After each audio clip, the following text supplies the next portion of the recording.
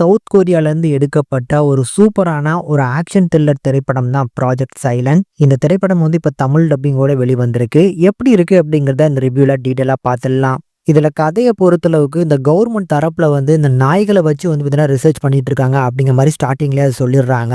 இதுல ஹீரோ வந்து பார்த்தீங்கன்னா நேஷனல் செக்யூரிட்டி ஏஜென்ட்ல ஒரு முக்கியமான ஒரு பொறுப்புல இருக்கிறாப்ல. ஸோ தன்னோட பொண்ண அப்ராட்ல படிக்க வைக்கிறதுக்காக இப்போ ஏர்போர்ட்ல டிராப் பண்ண போய்கிட்டு இருக்காப்ல.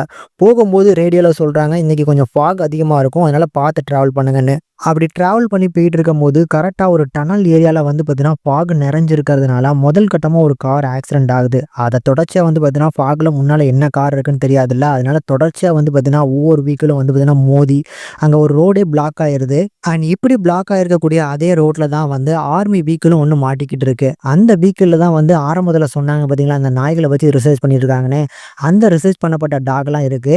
இந்த டாகெல்லாம் வெளியில வந்ததுக்கப்புறம், அங்க டனல்ல இதுக்கப்புறம் நடக்க போற தரமான சம்பவங்கள் தான் இந்த படத்தோட மொத்த கதையுமே. இந்த படத்த பொறுத்தளவுக்கு எப்படி இருந்துச்சு அப்படின்னா, ஒரு சூப்பரான ஆக்ஷன் த்ரில்லர் மூவிங்க.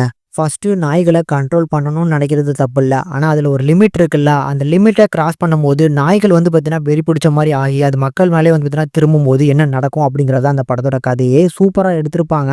ஆனா இந்த படத்துல காட்டப்படுற அந்த நாய்கள் எல்லாமே வந்து பார்த்தீங்கன்னா, கொஞ்சம் விஎஃப்எக்ஸ்ல தான் காமிச்சிருக்காங்களோ அப்படிங்கிற ஒரு ஃபீல் தான் கிடைக்குது.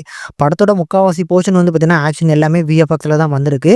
அதுல மேஜர் ஆஃப் த போர்ஷன் விஎஃப்எக்ஸ்ன்னு தெரியுது. அந்த ஒரு ஃபீல் இல்லாம இருந்தா இன்னும் கொஞ்சம் பார்க்கறதுக்கு நல்லா இருந்திருக்கும். பட் படத்தோட டூரேஷன் வைஸ் வந்து ஒரு நல்ல சர்வைவல் த்ரில்லரா எடுத்திருக்காங்க. கண்டிப்பா தமிழ் டப்பிங்கும் அருமையா இருக்கனால உங்களுக்கு ஒரு மஸ்ட் வாட்சபிளான ஒரு ஆக்ஷன் த்ரில்லராவே சஜெஸ்ட் பண்றேன். கண்டிப்பா ட்ரை பண்ணி பாருங்க.